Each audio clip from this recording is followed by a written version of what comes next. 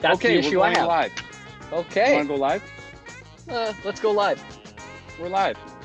We're live. I've manually started the live video. Thought it was.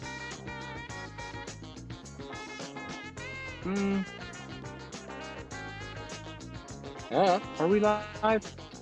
Are we live? Maybe somebody will comment and let us know if we're live. This video is live now. Now we're live. It says. Now we're live. Fantastic. Well, we'll let the music rock for a minute. We'll let the music funk out for a minute. I don't see any video though. It says live now. I don't see nobody. Do you see people on the screen? It always goes blank for me when it does. It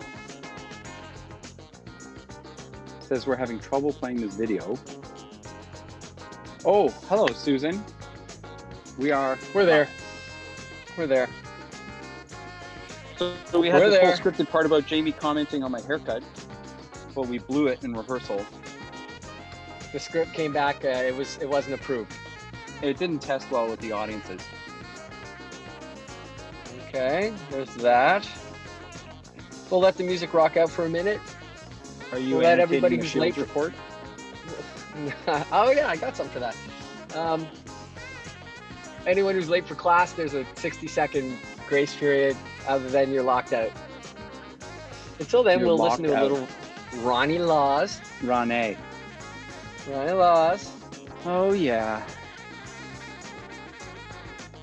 Jamie ruining our fun. Me?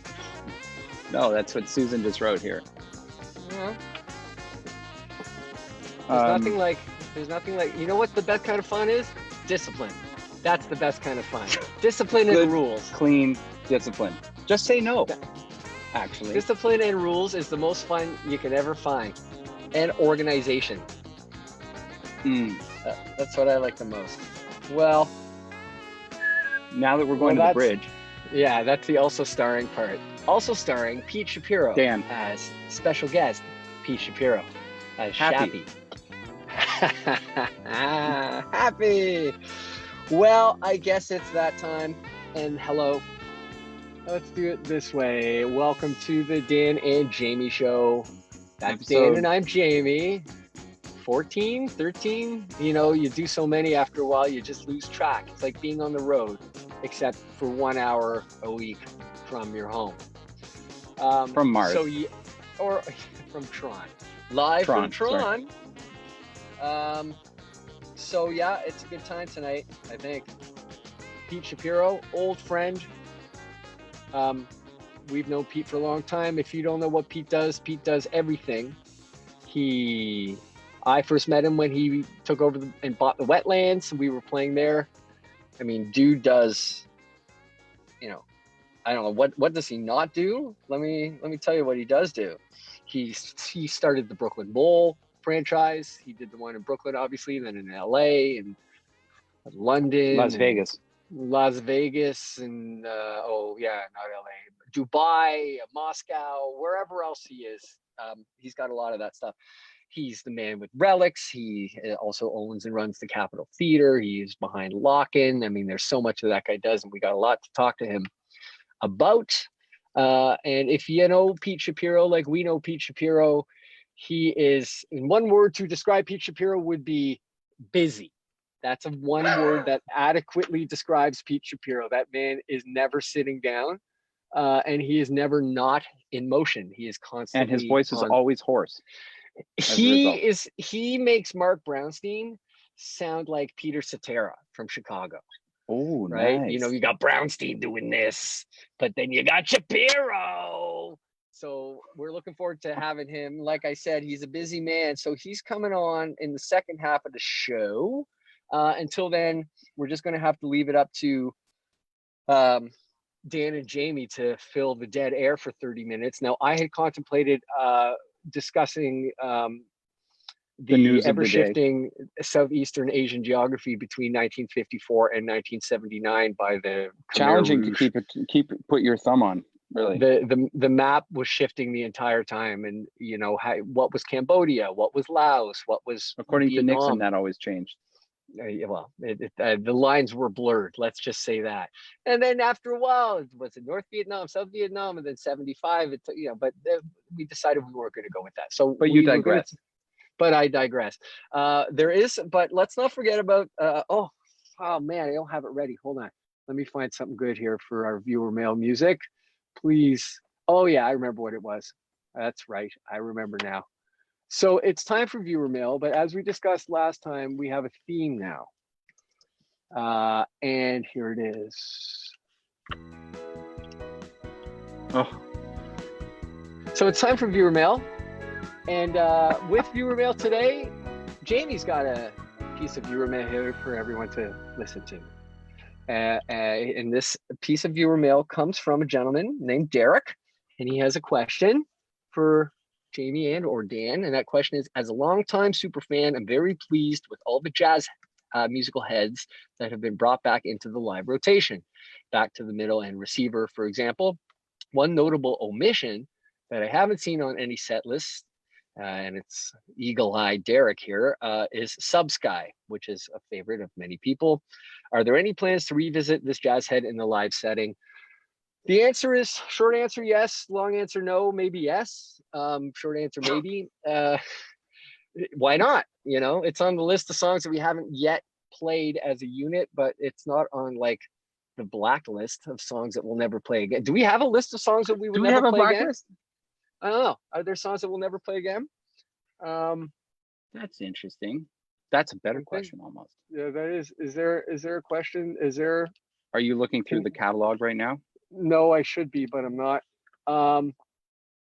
Well, probably what we won't do ever again is when you cued Bills, and I thought it was Hell's Bells. That mashup we probably won't do ever again. That's on the blacklist. It was at that concert where we decided that shouting the instructions to each other, this true story, shouting the instructions to each other on stage while we were playing loud music didn't work because Dan heard Hell's Bells and I was yelling Bills, Bills, Bills. So at that point we came up with all our hand signals so that Dan wouldn't get lost again. And it served us well. There are probably some covers that we'll never play again. We did a tour where we played a Journey song every night for 10 or 11 days until we ran out of Journey songs that we knew. We'll probably not play any Journey anymore. That would be some deep cuts by the 12th song. Yeah, I think we were on the last song of Journey's greatest hits because we had watched Behind the Music Journey on the tour bus at the time, and so I went and spent $14.99 on a best of Journey disc. CD. Yeah, compact that had to be at a truck stop. Flying J.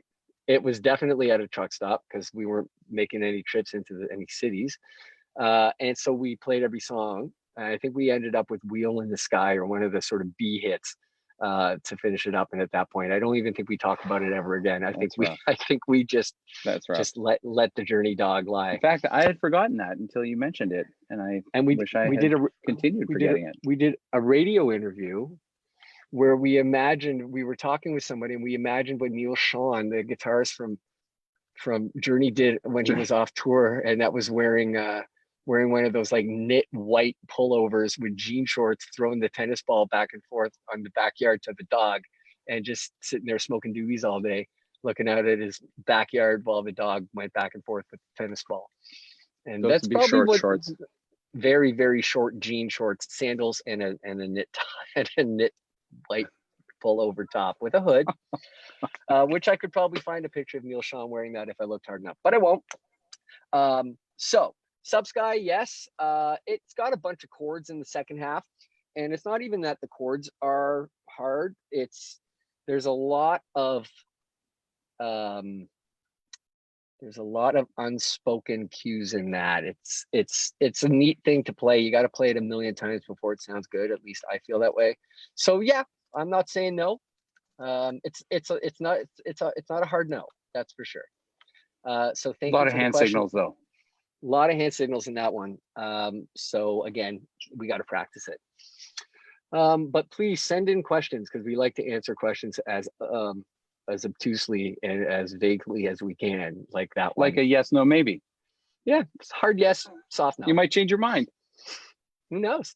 That's the beauty of life and the new Oh. deal. So Pete Shapiro, our relationship with him is, strong. It was always based on live stuff. He is a big fan of the band, and always enjoyed seeing us live. And so I think we're going to talk a little bit about the past, present, and future of live concerts, especially what's happening now and what we see people trying to do, and where we see the future of concerts, and where Pete Shapiro might be seeing the future of concerts, because a lot of the Which I'm stuff totally curious about. Yeah. what he's invested in emotionally, obviously financially, but emotionally, he is a live music guy. That's what he is. He gets off on booking live acts. He gets off on listening and watching and being part of the scene. I mean, he is the scene. He's not part of the scene. We are all part of Pete Shapiro's scene. So it'll be interesting to hear what he has to say. But I know that Dan, you had some thoughts you scribbled down on your official stationery there while the lights were down. Yeah, right here on my napkin. It's like high school all over again.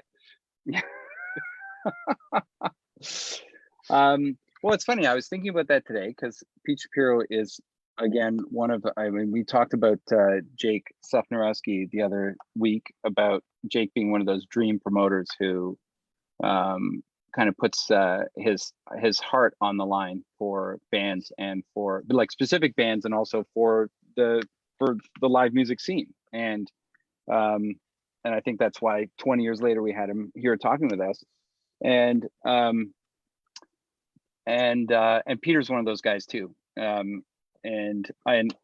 in the case of Peter, I was thinking, unlike Jake, Peter's actually taken on the huge liability of owning venues, and I can imagine that that's been difficult in the last few months. And I was thinking about how, despite the fact that we as bands have, as one of many bands, all bands whose business or the thing that we love to do, from one day to the next went from full steam ahead to zero, our capacity to retract and kind of sit in hibernation is probably greater than guys like Peter, who have venues, who have staff and rent and all that kind of stuff. And so I nevertheless, I thought about how the opportunities so far for bands to do something other than play live in front of people have been pretty limited in terms of Zoom concerts or whatever, doing live streams that I think are like a shadow of what that same band has been tuning itself to do amazingly for 20 years. Take any of the bands that we play with, Humphreys, Disco Biscuits, whatever. Like, these are bands who are amazing at connecting with people when they're playing live. Nevertheless, there are going to be opportunities for us that are, I think, have to happen in partnership with fans, such that, if we're able to develop a better platform or a more interesting platform, we can reach fans directly. And ironically, that puts guys like Jake and Peter, like, that sidelines that otherwise, up until now, essential, crucial, vital part of the relationship between venues, bands, and fans. And so I've been thinking about, I actually watched, maybe I can post a link up there. I watched a virtual concert of Alan Parker the other day. Was it Alan Parker? Is that his name? I sent it to you, where it was like a fully virtual, Alan Walker, sorry, at Tomorrowland, and fully virtual environment. And in my opinion, like, watching a DJ at the best of times is a little bit of a bummer, in where they're occupying the same kind of stage that a band might be playing on. I've never had my head blown off by watching somebody turn knobs. And in this scenario, it seemed even crazier that it was like virtually performing in what looks like Disneyland. But nevertheless, it made me think about the upside of virtual concerts, and particularly for the scene that we're in, where it's more or less one big happy family, or at least the collection of very big happy families who may have favorite bands, but nevertheless the jam scene is something where people have also, it's been not about just the music but the community. And I saw another VR concert the other day that was put together by people who Pete Tong headlined it. It was put together by people who had always been really instrumental at Glastonbury, and these guys actually succeeded in creating like a virtual music festival where people could meet each other in that festival, talk to each other, meet up in the festival, either meet new people or meet their friends, and begin to satisfy something more than just watching a band play or a DJ play, but it was more about recreating the environment that, like, the thing that makes music festivals in general really exciting, but particularly in the jam scene, I think are even more meaningful, where people travel from all over. They've got friends who they only see it, whether it's at Fish shows or Bisco shows or whatever.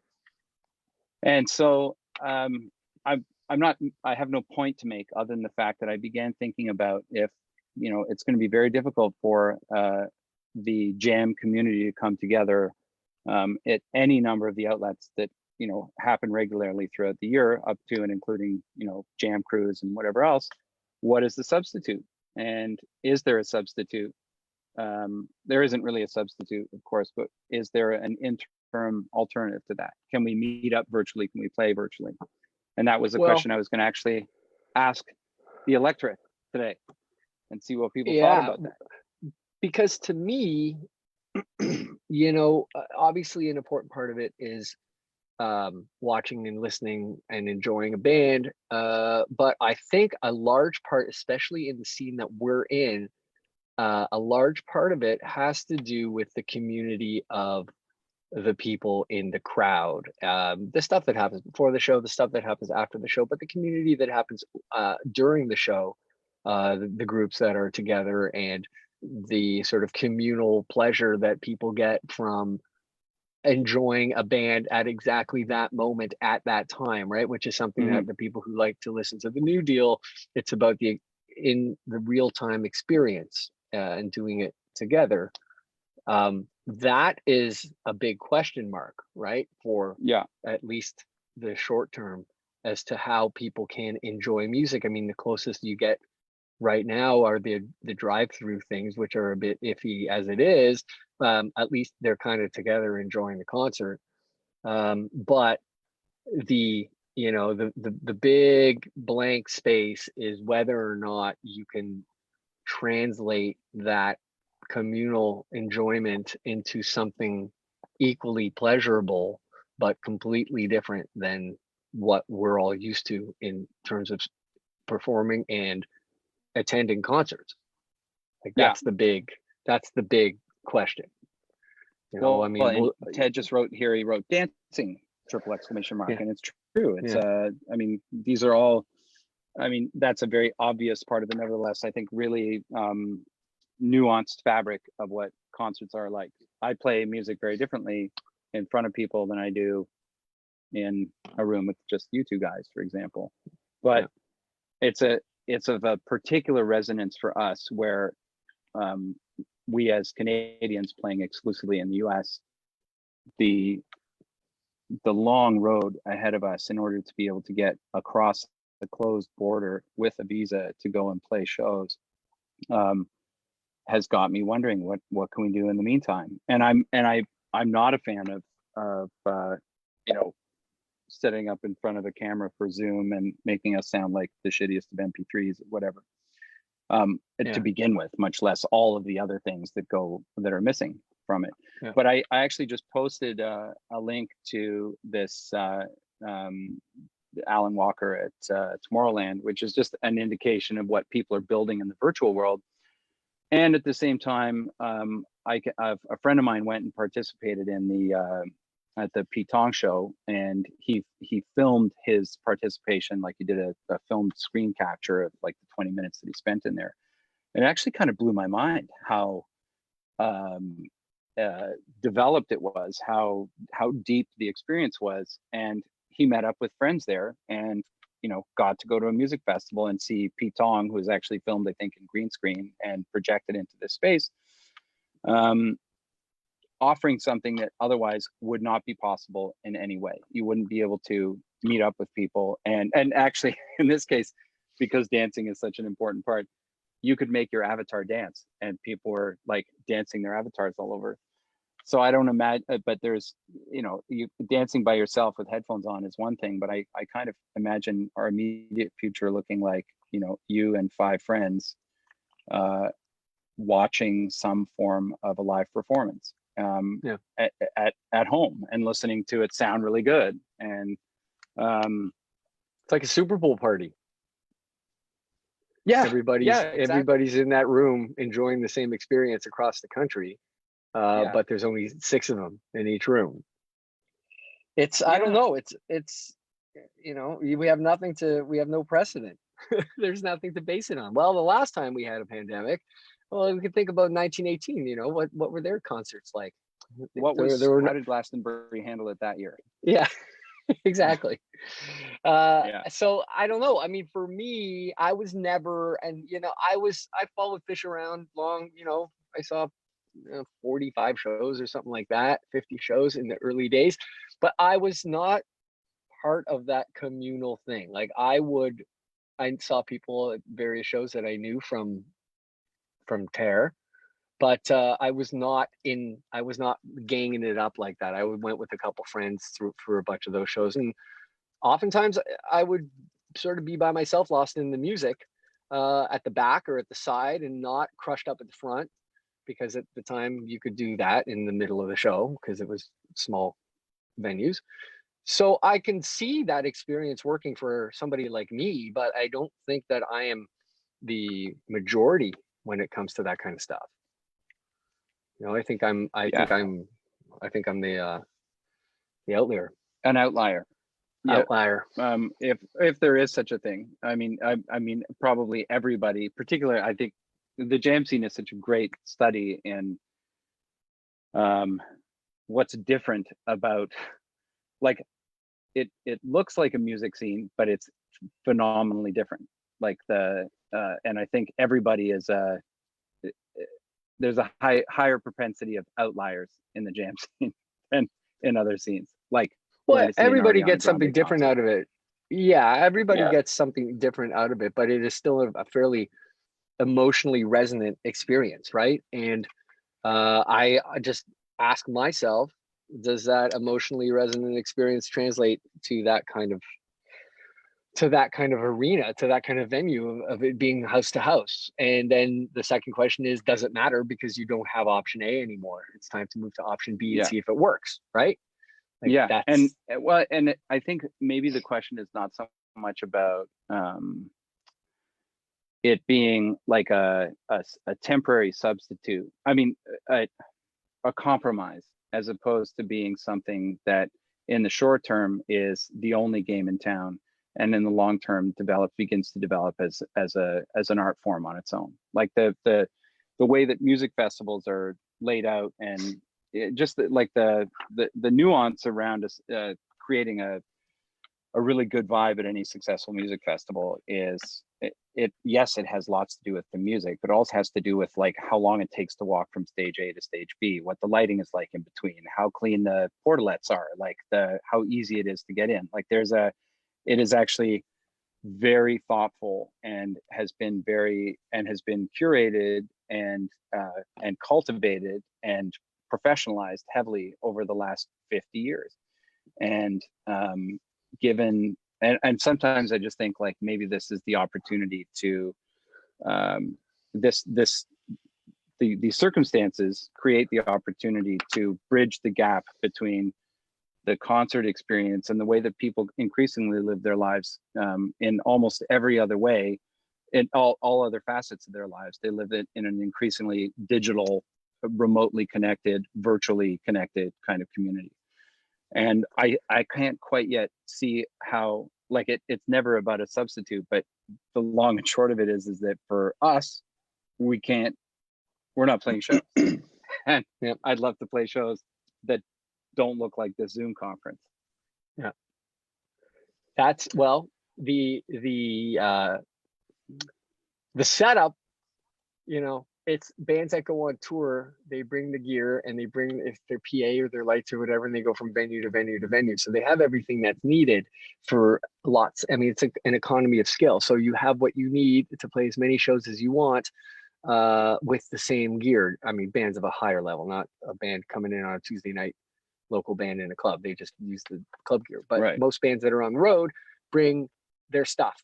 Now, my point being that setup for this sort of thing creates a weird economy. Because if you're going to play a show, then everybody around the world can watch it, and then your tour's done. Yeah. You know, Yeah. unless you play a different set every night. Now, A different set and a different virtual venue. And again, that's why the jam scene is an interesting question, because it isn't like a we could do Gaga it tour. forever. Yeah. We could do 100 shows and they'd be different. They'd have some songs that are the same. And you know, the band said everyone has so many, you know, the Biscuits and Humphreys and Lotus or whoever that I guess got a Fish, they got a million songs, so they could do it for a while. But then you're going to start, you know, recycling the songs, and the people are going to hear them again. So if you jam, then maybe it leads to more improvisation. I don't know, but for a vast majority of the bands out there who have a 50-song catalog that they play live, at that, if that, you're going to hit a roadblock pretty soon. So to ramp up and do what you need to do to collect the infrastructure to create this live concert for a band doesn't work, I think, from a band's perspective. It might work from a company that is putting it together's perspective. But then for the band, this is like a once every 3 weeks or 4 weeks thing. If you live in Phoenix, you're not going to go see a band in Rhode Island, because hopefully they're going to come through to Phoenix. But if you're going to see the band play live in Rhode Island from your living room, then it's a one-shot deal, right? I mean, that's just the question. Yeah. I'm playing the advocate of the devil here. Sometimes I am the friend of the devil, but sometimes I am the advocate of the devil. And in this case, that's, you know, that's something that to me puts a monkey wrench into bands that want to do that on a regular basis. I mean, as an event, as a one-off, or as a festival, then it works. But what happens when you wake up tomorrow? Well, I guess the question is that, and you know, I posted on the the chat thing, a link to, again, what I said is kind of visually enormous, but kind of not all that exciting to watch one guy standing on his own in Disneyland playing. But in the same way that there are like lighting designers who are, you know, can make or break a show, or not necessarily make or break, but can make or really make a show, or increasingly visuals designers, it opens up a whole other universe for creativity in terms of how this new paradigm or new medium invites people in to participate and feel in like immersed. And it's not about trying to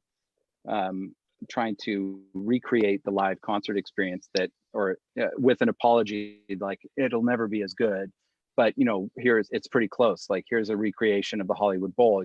This is a band playing in a virtual Hollywood Bowl.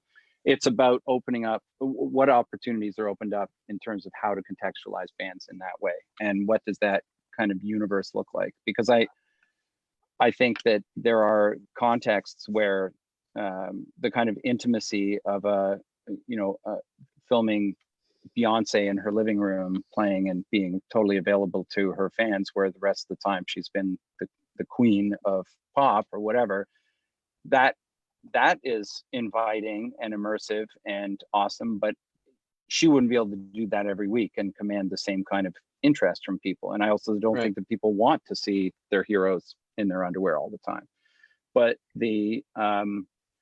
but I'm just curious about what somebody's going to do it. Somebody's going to take a deep dive into creating an undeniably a universe that inspires curiosity, and they put their band or their music in the middle of it. I haven't seen it yet, but Susan asks a good question, but it's a fairly niche question. How different does it feel to drop into a jam when it is just the three of you versus with an audience? It feels great both ways, but they're completely different. They're different. And you know, you can hear the jams on Age of Discovery and on Phoenix, and those are in a room with nobody there, and those are all jams. So, you know, it still has an explosive impact with us. But it's just different. But again, we're one of those anomalies because we can step on stage and people are cool with us just kind of playing around and making up songs as we go along. Other bands, and I know lots of musicians who are not particularly comfortable just sitting down to play in front of a camera, may not feel the same way, right? I am more than well versed in playing in a basement or in a rehearsal hall or in a studio to just go and jam, and oftentimes it feels great. Sometimes because I feel there is no pressure.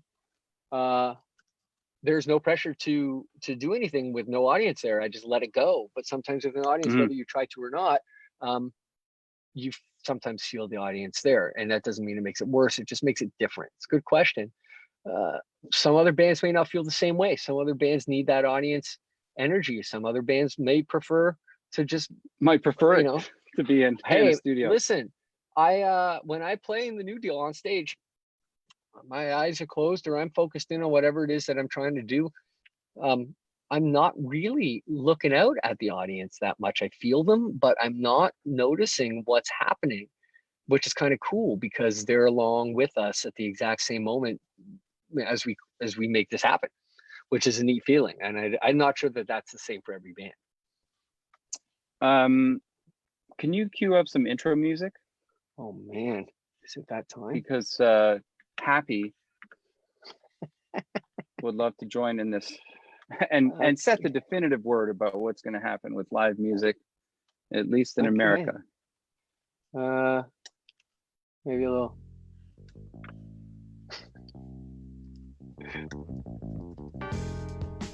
Oh yeah, the Barney Miller theme.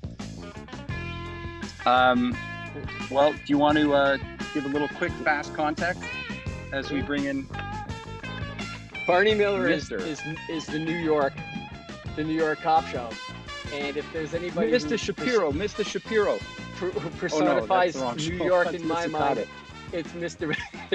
Pete Shapiro. Can you please give a warm welcome, because I think he's joining us right now, ladies and gentlemen. I think he is. Pete Shapiro. Do we see him? There he is. Oh my God! There we are. Yeah. Yes. All right. Perfect timing on the ending too. It's like we got a house band here and everything. Are you staging our Zoom conference? I don't have a good conference. Smokes. Where are you? Pretty good. But where are you? Not in Canada, unfortunately. Oh. I'm in America. I'm in Connecticut. Okay. Do you want me to turn it sideways, or is it good like this? However you want to do it, buddy. Either way. You look, yeah, like man. This. Oh no, Whichever you can't see the cigarette. You're not supposed to see the cigarette, just smoke flying by. Yeah. Whichever makes you look more slimming is fine by me. I'm trying. I'm working on it. Nice. So are you at home, buddy? Is that what's up? No, I'm not. Actually, I'm at dinner. But this is my brother, actually. One nice thing the only good thing about the COVID thing is probably spending more time with your family. Yep. And my brother and my mom, I'm not really in a position, I don't have the second home thing. So we rented one, the whole family, my mom, my brother, me, the kids. And it's been for a little while. My brother's going back to California on Saturday. So this is like, I don't know why we can't do it tomorrow. So we're doing a little goodbye thing to him. But nice. It's kind of, that's the one nice thing. I just lived with my brother for like 6 weeks, and I haven't done that, since we were like kids.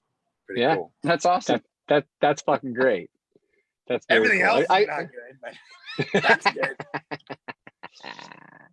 Well, this is where we cue the sad music, and Jamie asks the really tough questions like. So how does it feel? How does it feel? I feel. Yeah. I'll go. Yeah. I feel better looking at your son. Shappy, my Oh, man, man. what's keeping you busy in this time? Is it all family all the time? Is it Connecticut No, sunshine? Is it what no, is it's it? not. No, I deal a lot. Every day is like I deal with different things that are all different but the same. You know, you have that day where you know I'm dealing with different ways of reacting to what's going on, how it's impacted the venues I have and all the stuff, while at the same time also trying to move forward and figure out, you know, especially with streaming or now we're starting to do shows, maybe no audience in the venues. We thought we were opening, we opened for a minute and then we closed, and it's really hard. Ugh. You know, Which venues opened? the Brooklyn Bowl, there was going to be a new Brooklyn Bowl in Nashville. I guess we opened for a bit. It was going to open on March 13th. Ooh, And then I was lucky doing 13. Phil Lesh's 80th birthday 3 nights at the Capitol, March 13 to 15. He had flown to New York already. And when we had to call it, so this all, as everyone knows, hit around March 9, 10, 11. Yeah. And it just really upended a lot of things in my life. But I just try to keep, you know, trying to, as you know, I see that, you know, you got to believe in a better day coming or we're just fucked.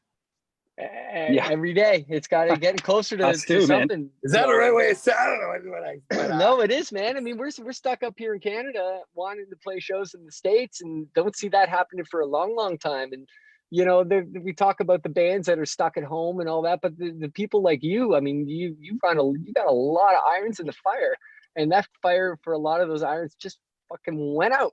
And I'm dying to know, like, what is that's what's the why cap? I've been going up. People are like, why you got all that newspaper in your arm? You're always carrying around the old news.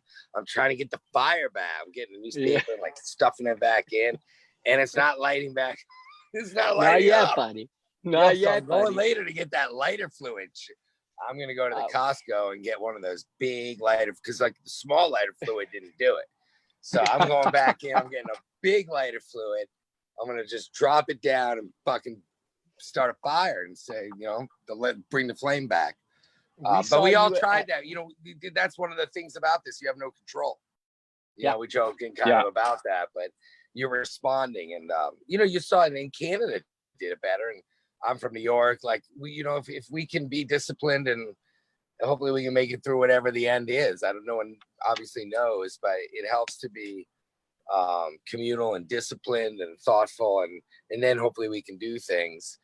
But right now we're not, you know, and we're better. Like we actually opened that venue, the Brooklyn Bowl in Nashville at first for like, just for bowling and restaurant. It was going and growing. It was cool. And we made people wear masks. We checked the temperature and like, no one we were doing it, but because of the, you know, what happened in the rest of the country, right? In America, you've heard in Texas and Florida, it's brought a lot of things back. You know, we opened for one night, the Garcias at the Capitol Theater's got a little Garcia's venue there. Yeah, I remember. And you guys know, and we did one night, and then we closed it back up. Because things were getting in a better direction. You remember, like a month ago or 3 weeks ago, you know, and then it's breaking the wrong way right now here. Now, a bunch of your stuff is sort of New York. I mean, you got stuff all over the world, but you know, a couple venues I'm thinking of, or at least some of your businesses, are centered in New York, and New York is looking better than a lot of the rest of the country. But what's happening down there? Is everybody just holding tight because they see it what's going on in the South and in the Southwest and all that, and no one's letting it happen? And it's amazing because New York, they had all the a lot of the protests, but people wore masks. You know, I guess none of us are wearing one right now, but you know, the masks, you know, they work, they help. Yeah, man. You know, there were no big spreading events out of those protests, whether they were in New York or any Chicago, country, Toronto. You know, I don't think there's much reporting, and so that there were major spreading events. The spreading events happen when people get together and aren't disciplined. And of course, I know that now. And but you know, now we're heading into fall and winter. You know, one of the things is that this whole experience has really been, for example, like you guys up in Toronto, like it starts mid-March. You know, and even Toronto, maybe it's a little chilly. You know, we've had good weather. This has been, you know, spring and summer. And the fall will be good, but winter, you know, people are going to lock up. And I think we'll do more shows. I mean, I guess we're not going to do New Deal at the ball somewhere because you're not getting to America. No. Starting in a venue. No. We've been doing these streams.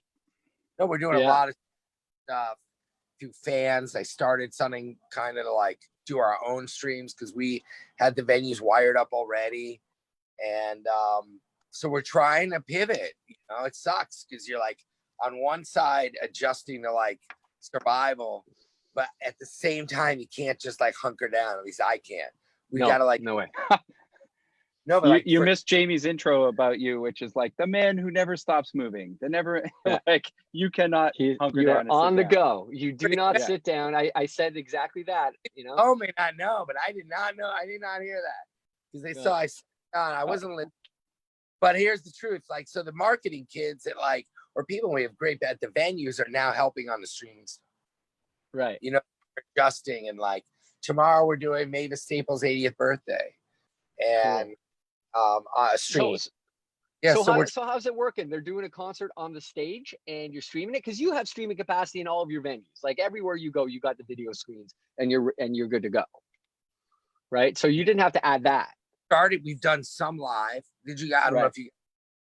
We did Jason Isbell thing. Actually, I ended up being the full in Nashville, and it was cool. We brought fans from home on the Zoom and put them on those screens at the end of the lanes.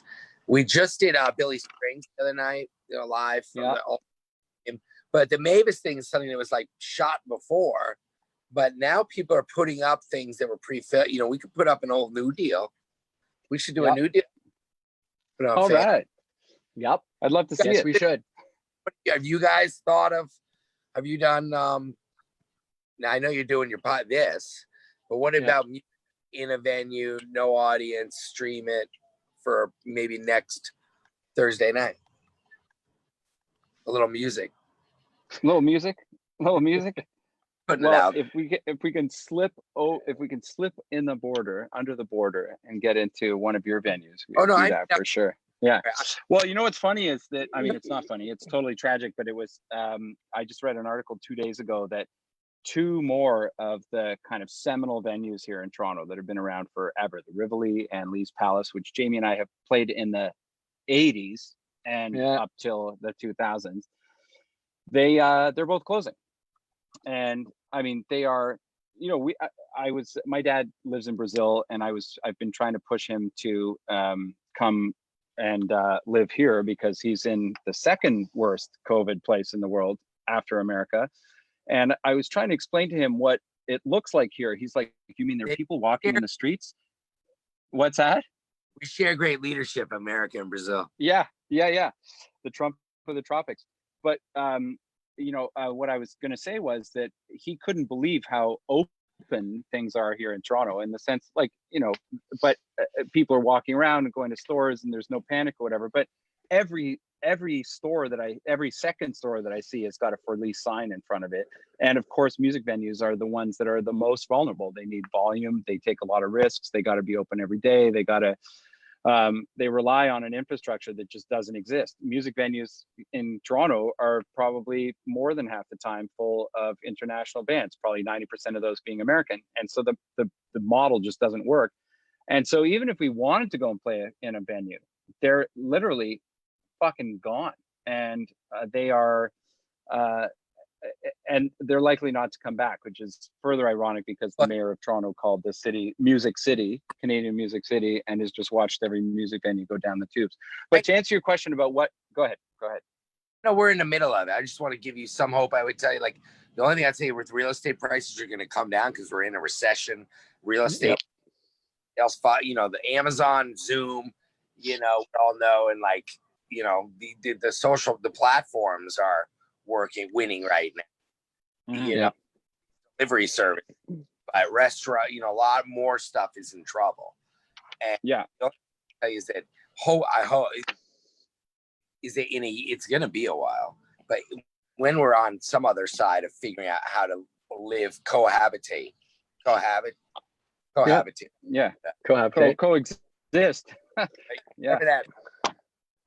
whenever the vaccine or whatever it is, and it may take 1.5 years. I don't know how long it's going to take. Then it's going to take a while.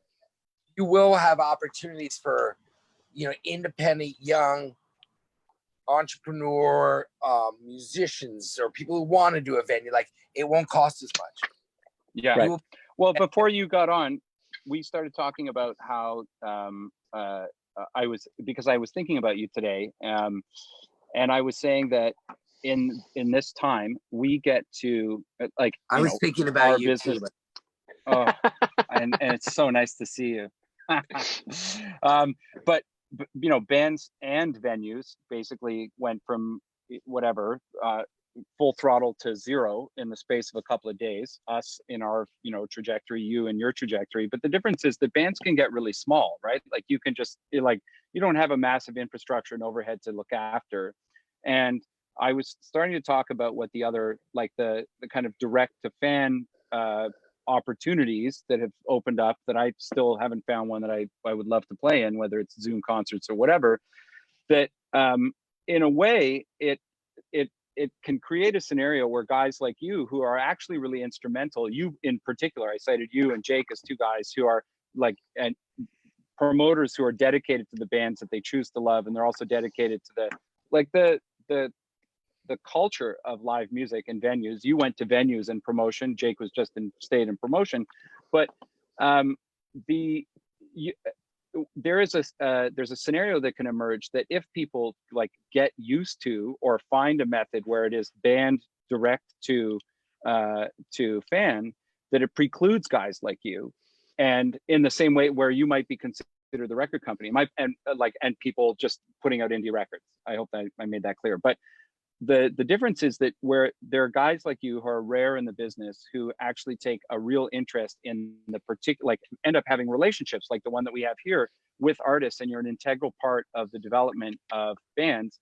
And yet you guys are the ones who right now are likely the ones who are suffering the most because you've got leases, staff, whatever. And bands could, in theory, circumnavigate you guys in a way that ultimately would be really detrimental to the whole scene.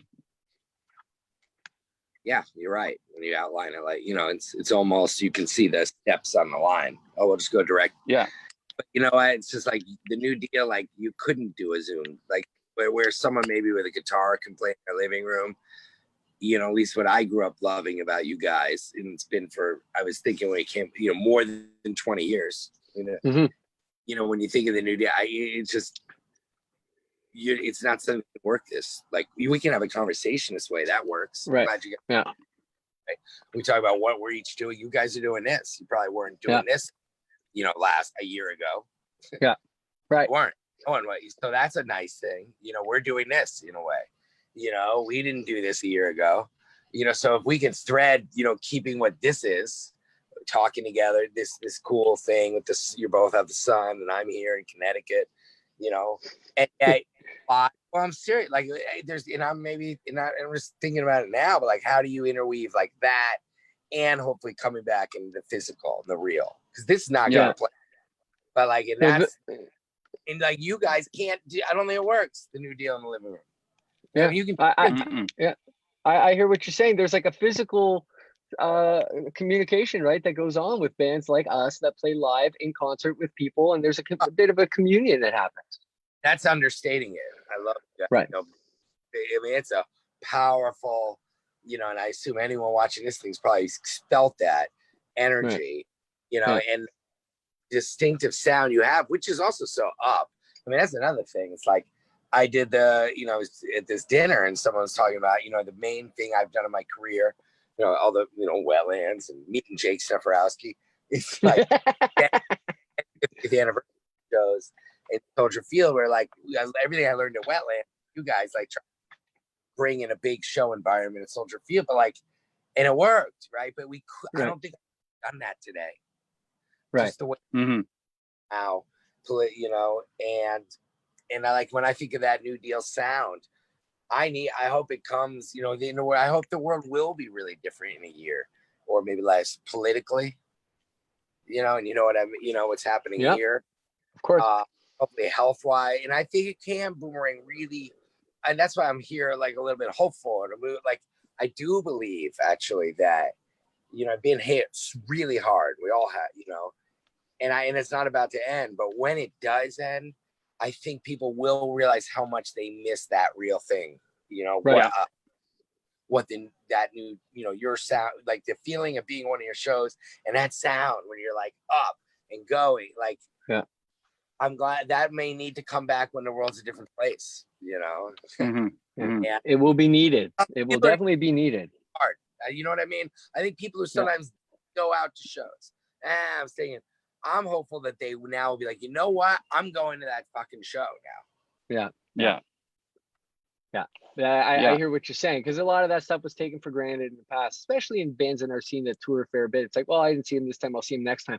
I think what's going to happen is that there's going to be a huge release of emotion and demand for experiencing music live. You know, there's going to be a future in other ways with music and concerts, but I think when this thing settles, the dust settles, and everybody's able to get out and about again, I think that there's going to be a pent up explosion of demand for live music, for people to experience as a group music in a venue.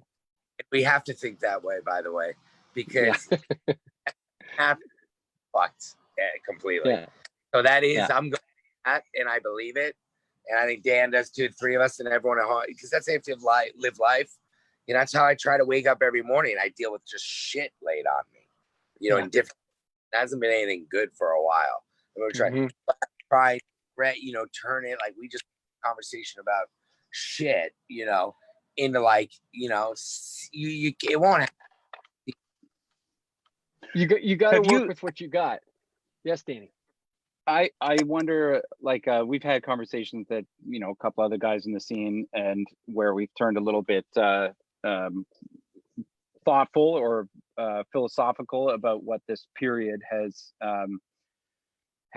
done for us. And one of the things that I talked about was I found myself having a lot more time to devote to things that otherwise I wouldn't. I wouldn't have felt. It was more a task to get done with. And I was talking about mixing the part that I did in mixing the New Deal's Isolation Suite, and where I was able to focus on what felt good to me about what I did, like what I do, as opposed to just doing what I do because I do it.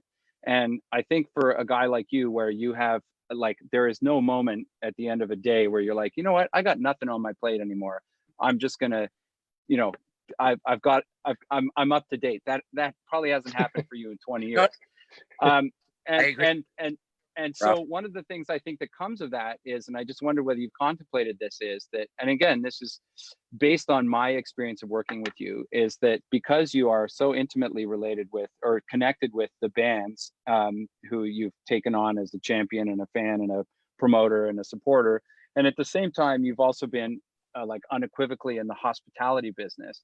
Have you thought about, like, have you had a moment to sit back and think about what is the thing that, you know, I, through Brooklyn Bowl or through any of the other outlets or whatever, like what I do that is me, Peter Shapiro, that's different than everybody else, and why do people like it? Because I think that you contribute as much as the bands that play at your venues do to the experience that fans have when they come to your shows. Thank you, by the way. That was well said. And I mean, thank you. What you said. You know, I think about it obsessively, to be honest. Like the musicians, probably you wake up in the middle of the night thinking about, you know, where you want to go with a song. Maybe, you know, this note is here or that, you know. And I do the same, just like thinking about it because I know that this details matter. They if you fuck up a small part at going to a show, like let's say when you're going to the show, the experience of entering, if that's not right, whether how someone takes your ticket, guest list, a will call, security, wanding, you know, if something's not right in that process, like you're thrown off. Yeah, you've been there, we've all been there, everyone watched, whether it's small show, medium show, you're just thrown off. And then you go in, and then you're going to the bathroom. If something's not right in that bathroom experience, just straight up, like you're thrown off. You could throw your night, you know. And so I just try to, and the sound level, like pre-show, and I'm sure you guys know, you know, you want it. That's got to be right. And then with sound level during the show, and like lighting pre-show, lighting during the show, like all these are like parts of the experience, and they all matter. And so I pay, I love going to the shows myself, so I go as a fan, and now I've gotten good. I just have a feel for how there's a difference between on the security jacket, if it says security versus welcome, or say welcome. Right. That's like Right. a small. Yeah. So great. I'll give you one sums more. you up. This is the best one and I have two. I'll give you. One is from Wetlands. Check this out. Like how it's small. It doesn't cost much to have impact. And so here's one. When I took over Wetlands in 96, 97, we had a Christmas. We put up the Christmas lights in the holiday season. And so they were up. And then we put them up, and then we took them down, right, in January. It's one day. And the energy just by that bar, you guys remember the bar, Wetlands, the wood, and all that. Yeah. It like so much energy went away. By the way, Christmas lights, if you go to Costco or Target or Walmart, they're like $14.99 for like a box, a lot. Like $200 or $150, $100. You can get enough Christmas for a bar, wherever your bar is. You could be a small Irish bar in the city, something in Toronto, small one bar, enough under $150 for a bar. They cost nothing. When we took them down, like, oh my, the energy is flat. It's all gone. I'm like, you got to put them back up. Yeah. And I don't know if you guys recognize, but at the Cap or at all the bowl venues and everyone we've done, they all have Christmas lights. That's great. It's a simple thing that you can do. They cost not a lot, and it has such impact. And the best part is, while I was thinking about that, I'm outside. I was like, I know I'd say you have two conversations in your head. I'm finishing that one, and then like, well, what's the second one? Because remember, I was like, there's two things. I forgot the second one. I just because it's Christmas right now for you. But the Christmas lights is a simple thing that was how you can have touch. The details matter. Yeah. I just gave away a good one. If someone has a bar, it's unbelievable the impact. It's just Christmas lights have a place. I'm thinking to open up the Harlem Bowl. And you need more than it's a Christmas direct lights to make a competitive Pete Shapiro Christmas thing. lights. Yeah. You need more No, than but Christmas lights. I remember the second one. I Good. see on my clock, it's 9:57, and I like details, so we're gonna hit right at 10. Does it go to 10? We sure are. 10, Yeah. baby. I'll cue the I'll cue the closing music while you talk. We That's start paying security overtime after 10. So when we did the it was hard to do, and I learned a lot at Wetlands, because remember, it was a challenge. The venue was amazing, but it did not have great sight lines. So we had to work to make it better. By the way, you meet people who are like, even though I've only got 3 minutes left, I'm still gonna deviate slightly. Go. My wife at Wetlands, but they never say that if they go to like Bowery Ballroom or whatever the perfect venue in Toronto is, or Irving Plaza, where like you just go in and watch the show. It's perfect sight lines, boom. Yeah. At Wetlands, you couldn't see the show a lot. Yeah. So you wander off to like the VW bus or in the basement. And let me tell you, that's where you meet your wife. Like at the basement, right. of Wetlands, at Bowery Ballroom, perfect sight lines, because you don't leave the show. You're just watching the show. Yeah, that's So great. It's an environment, man. So I did fare thee well, this huge thing, 3 nights, Soldier Field, Chicago, Grateful Dead reunion. And it's like, how do you 75,000? And we did the 360, so it's 80,000 people. How do you make it a bit like Wetlands vibe? Like you're saying there, Dan, like Pete, my vibe, not just a normal show. So I came up with one, which was the ushers and the security guards. We should have them wear tie-dye shirts. And the security guys would still have their number, The badge and the But we're like, if you came into Soldier Field, and the ushers and the security guy, and they were different tones, so you could tell who was security, who was usher, and we spent probably, and a bunch of $10,000 so making shirts, 15,000, something like that, which is a lot, but in the scope of this whole thing, that had impact on every single person, big impact that walked into that show.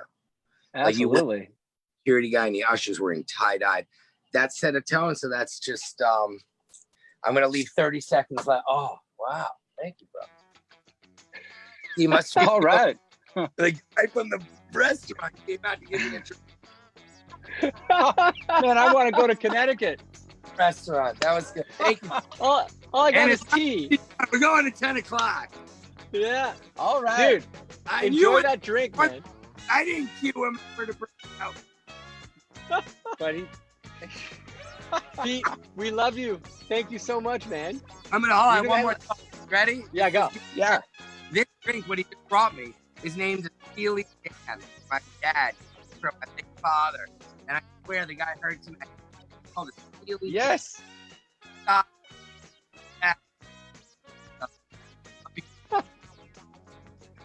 Cheers, Right on, my brother. friend. I love Thank you, buddy. for coming and joining us. We had See you such next fun. year Thanks, in dude. New York. Take it easy. Yes, next year in New York. Bye, buddy. Bye, One everybody. Nice Oh, talking to you. here, 10 on the dot. Yeah, right. You're a man. We know when to get on stage. We know when to get off stage, and he does too. Look at that. Fucking A. Pete Shapiro, everyone. Oh man, what a Thank guy. you, everybody, There it for is. joining us. 2 hours of talking in a 31-minute guest spot. I love it. We'll see you guys next week. We'll post our monthly guest schedule soon. Have a great week, and everybody rock out. Until then, see you guys. You didn't say anything about my haircut. Thanks a lot. I got it for the show. You didn't say anything about mine. Great haircut. Great Yeah, haircut. thanks. Okay. See you later, Bye, buddy. everybody. See ya. Bye.